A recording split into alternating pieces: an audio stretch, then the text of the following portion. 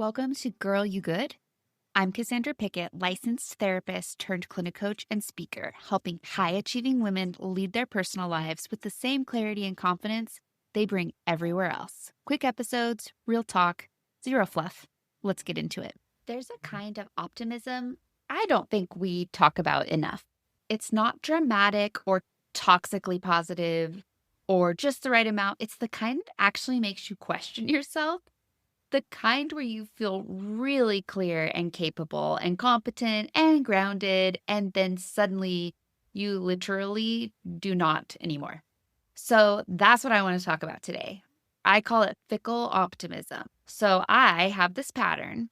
I take care of my body. I get into a good rhythm. Something happens. I get injured. Then I crash back to baseline. Rinse and repeat, whether it's my physical body, my mental body, my spiritual body. This is my pattern. Last year, I did try something different and I had a shift. So even when my physical body got injured, I stuck with my plan. It was hard. It was not cute. And honestly, it felt like Navy SEAL training for perseverance in a perimenopausal body. But here's the part that still gets me. It's how fast my mind crashes. So one minute I'm thinking, I've got this, I'm on top of the world. Then the next minute, something happens and I crash out. What if this never ends? What if I feel like this forever? Can I tolerate this long term? What if this is just how life is now? On and on and on and on. Whether it's a physical injury or grief or anxiety, the drop is really fast for me. So I started doing something small but powerful. I started leaving notes for myself in Google Keep on Post-its and drawers, notes from my currently clear self to my future shaky self. One in my medicine drawer says, I won't let my mind bully my body. There's one in my sock drawer that says, I'm stronger than I think I am. Just steady notes.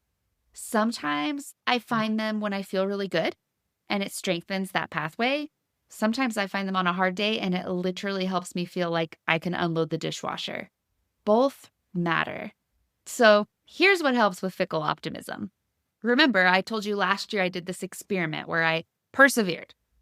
It seemed to help. So in my opinion, with fickle optimism, journaling, which I don't like journaling. If you know me personally, you know it's like a thing I have to work on. That is a growth edge for me. So not journaling to analyze, but to record, like record keeping, like a log. I'm tracking days, weeks, months, how I felt here, how I felt there, because being able to look back and say, I felt this exact way last year and I made it.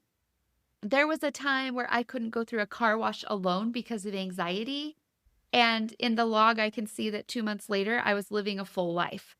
That perspective matters so much when your nervous system is lying to you.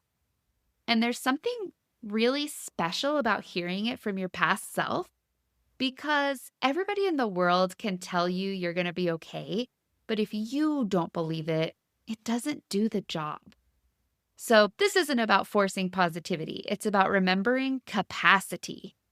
So when the mind crashes, it doesn't mean you're back to zero.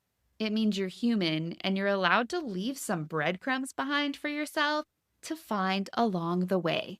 If you recognize this pattern in yourself, being okay until suddenly you aren't, it is not weakness. I repeat, it is not weakness.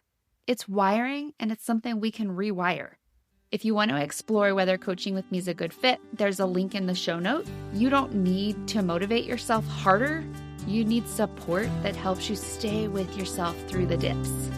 Whether that's working one-on-one with me or joining the Girl You Good membership, I've got you in the show notes. Talk to you next week.